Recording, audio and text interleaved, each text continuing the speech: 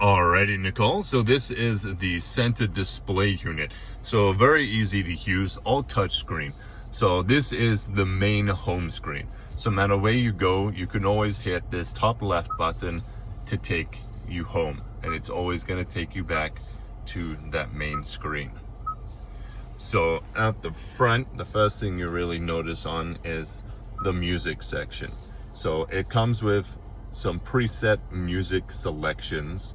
So say if you're not a fan of my 96, you're more of a 94.5, then you push and hold, and now 94.5 is going to be a preset favorite. So you can go to that anytime. For this, that is the Apple CarPlay and Android Auto. So what that one is when you plug your phone in to the USB port, this is going to turn into your phone screen. So if it's Apple, it's going to have Apple CarPlay, which means it will have navigation, podcasts, music, messages, and audiobooks.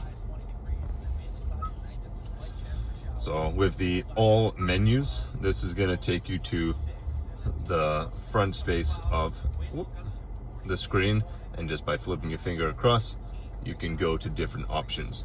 So with phone, that is where we would connect up your Bluetooth, and we'll do that when you come in. Driver's information is just going to show the general information of the vehicle so far. And setup is going to take you to a little additional setup screens here. So you can go into vehicle and then change some of the climate. So at the moment, it is going to automatically do dehumidify if needed. Oopsie. And defog, it's automatically going to defog if needed as well. For sound, this is where you can just change some of the options. So with the advanced, the speed dependent volume control, so that's going to increase the volume when you're driving down the highway to make up for some of that highway noise. And then as you slow down, getting back into the city, it's going to decrease the volume. Position, this is just where it's going to show where the speakers are coming out. So say you're going on a long road trip and everyone else falls asleep but you can focus it solely on the driver's seat. So you're still going to get music, but it's only going to be coming out of the one speaker by the driver. For tone, this is where you can change your bass, mid-range, or treble. You can play with those options to get the best sound possible. So with priority, this is going to be a proximity warning. So when you put your car into reverse, it is going to actually decrease the volume. So if we put it at the volume, as soon as you go into reverse, it drops the volume down, just because it wants you to focus on the camera. And if it has any proximity warnings, say the blind spot detection or the rear cross traffic alert is going to go off, then it's going to beep, it's going to alert you, it's going to let you know that something is coming, and it wants you to be able to hear it over the music. Startup volume limit, so what that's going to do is upon starting the vehicle, it's going to lower that noise. So nighttime Nicole might be a lot different than daytime Nicole. You know, coming home, you might have the music cranked up to 15, 20, but when you get into the car in the morning, haven't had any coffee yet, you want it to be low, quiet, and peaceful, and that's what this is going to do for you. So device connections, set up that Bluetooth, which again we'll do later once you get here. And then in the advanced, this is where you can change this button and also the steering wheel mode button. So by pushing that, it's going to flip you between different options. You can change the home screen a little bit and put things where you need, and then any notifications. And then in the general, this is just going to be where we'll get our time. Everything's all set as needed. And then you can change it to 24-hour time as well. Change the language, the keyboard, and which screensaver you want. So if you want it to be a digital clock or analog clock, then it will do that. So we'll set it for digital now. So then when we turn display off, it's gonna just still play everything, still be in the background, but just come with the time, the date. And then just by a push of a button, it's gonna bring everything back for you. And then home is gonna take us right back to that home screen. So as we go down, see, this is where we have our climate control. So there is the auto climate control. It's actually a free tier climate control. You can see it changing here between high, medium, and low. So what that's gonna do is if you just put it on the high, it's gonna constantly adjust accordingly to what it needs. You put it to the low, it's gonna drop these bars right down.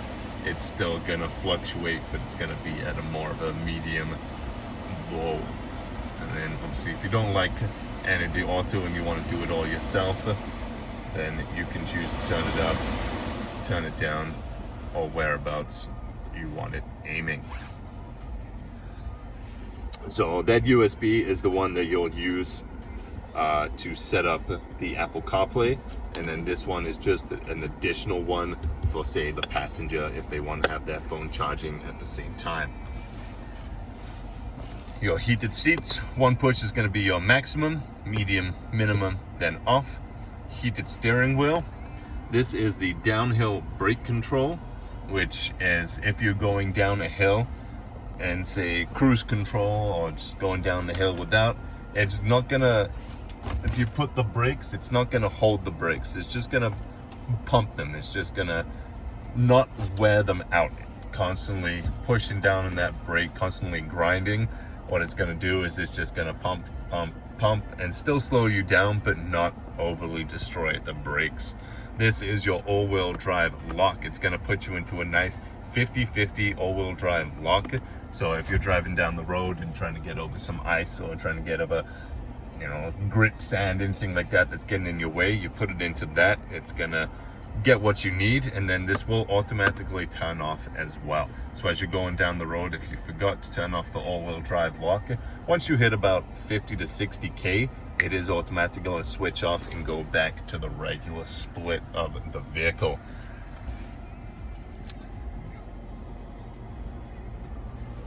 And then up top is where we have our sunroof and the buttons. So this one with the door is when that's pushed on, anytime a door opens, the lights are gonna turn on.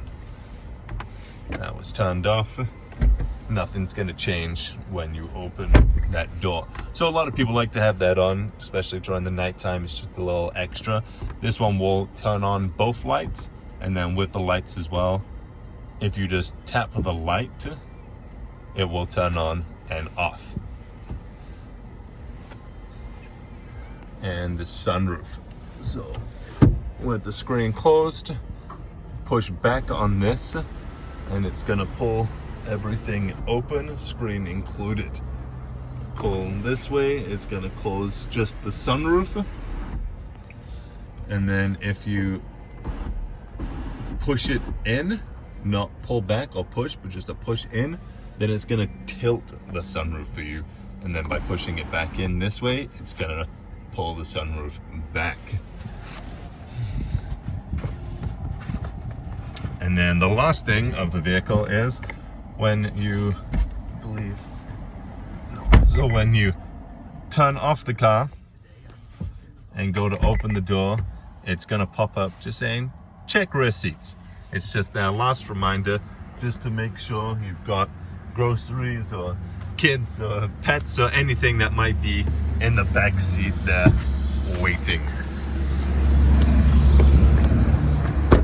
So primarily that is everything I wanted to go over. Sorry it was a little bit longer than I was hoping, but I wanted to make sure I touched on everything. I will see you in a few hours, and like I said, if there is any questions you have, anything that I missed, please do let me know, because I want to make sure when you drive away today you have all the information possible. I look forward to seeing you at 1 o'clock, and thank you. Bye.